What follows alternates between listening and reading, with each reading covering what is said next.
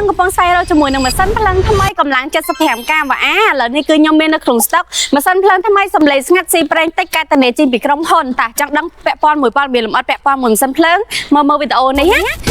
សម្រាប់ຂະຫນាត75 កាវ៉ាយើងគឺទៅតែចូលស្តុកបានមកគ្រាប់នឹងទេបងហើយក៏មានតែមួយនឹងដែរគឺអត់ងាយហ្មងណាជាមួយនឹងຂະຫນាតម៉ាស៊ីនភ្លើងរបស់យើងក្បាលម៉ាស៊ីននេះសរសេរីម៉ាស៊ីនភ្លើងថ្មីខ្លាញ់គោតែម្ដងនេះប្រភេទ Dynamo Stanford ចាអញ្ចឹងសម្រាប់បងចង់បានជាមួយនឹងຂະຫນាត75យកទៅគ្រប់គ្រងតាមតម្រូវការរបស់អតិថិជនជាຂະຫນាតអាជីវកម្មឬក៏មានការប្រើប្រាស់ម៉ាស៊ីនត្រជាក់ចាប់ពី20ទៅ30គ្រាប់ធម្មតាអីហ្នឹងគឺអាចមើលជាមួយម៉ាស៊ីនភ្លើងយើងបានចា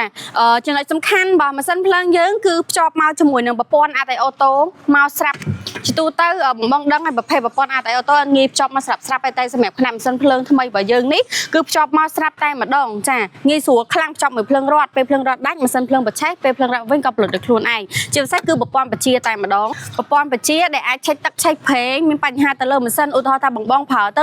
ប្រើលើសពីអំពែម៉ាស៊ីនឬក៏មានបញ្ហាមួយគឺអាឡាមបន្លត់ឲ្យយើងហ្មងងាយស្រួលប្រព័ន្ធឆ្លាតវៃនេះជួយហ្មងឲ្យប្រភេទម៉ាស៊ីនយើងនេះស៊េរីឆ្នាំ2026អញ្ចឹងសម្រាប់បងដែលចង់បានម៉ាស៊ីនដែលមានសំឡេងស្ងាត់ស៊ីប្រេងតិចហើយមានការធានាជាពីក្រុមហ៊ុនពេញ5ឆ្នាំទៅលើសេវាកម្មជួសជុល1ឆ្នាំទៅលើគ្រឿងបន្លាស់បងអាចតាក់ទងមកបានហើយសម្រាប់ម៉ាស៊ីនយើងនេះគឺយើងហ្វ្រីសេវាដឹកហ្វ្រីសេវាកម្មដំឡើងជូនអតិថិជនពេញ25ខេត្តក្រុងសម្រាប់ព័ត៌មានលម្អិតពាក់ព័ន្ធជាមួយនឹងម៉ាស៊ីនភ្លើង